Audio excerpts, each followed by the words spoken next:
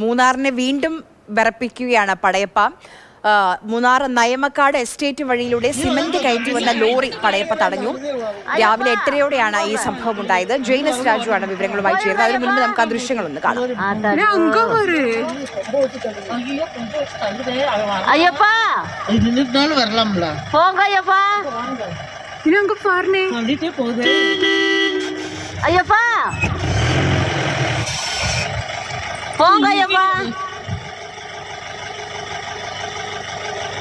பின்னாடி போக முடியாதா?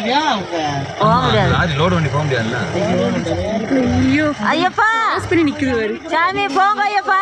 இறங்கி ஒண்ணாத போங்க. ஐயப்பா ஓடிர கூடாது. இங்க கவினுமா. போங்க ஐயப்பா. கொஞ்சம் ஜூம் பண்ணி எடுங்க. ஐயப்பா இங்க வருமா? கவின் ஜூம் பண்ணு. ஐயப்பா போங்க ஐயப்பா. ஆயிக்கல பா. கீழ பேருக்கு கீழ பேரு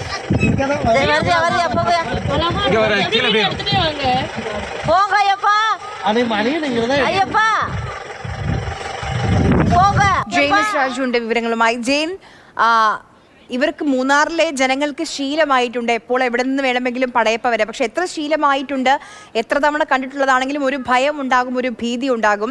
പിന്നെ സ്വാഭാവികമായും ഇങ്ങനെ ഗതാഗതമൊക്കെ തടസ്സപ്പെടുകയാണ്. കാട് കയറിയോ? തൽക്കാലത്തേക്ക് പ്രധാന റൂട്ടിൽ നിന്ന് മാറിയിട്ടുണ്ട്. പക്ഷേ എസ്റ്റേറ്റ് മേഖലയിൽ തന്നെയാണ് ഇപ്പോഴും പടയപ്പ ഉള്ളത്.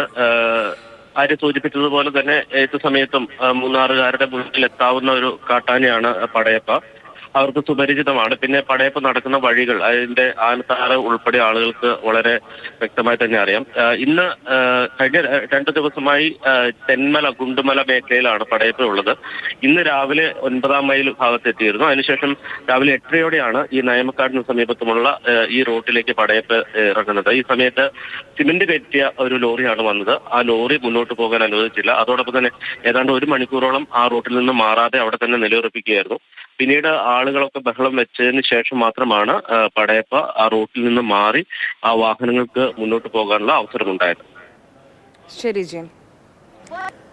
ഇപ്പോഴും ആ എസ്റ്റേറ്റ് മേഖലയിൽ തന്നെയാണ്, ആ തോട്ടം മേഖലയിൽ തന്നെയാണ് എന്തായാലും പടയപ്പയുള്ളത്.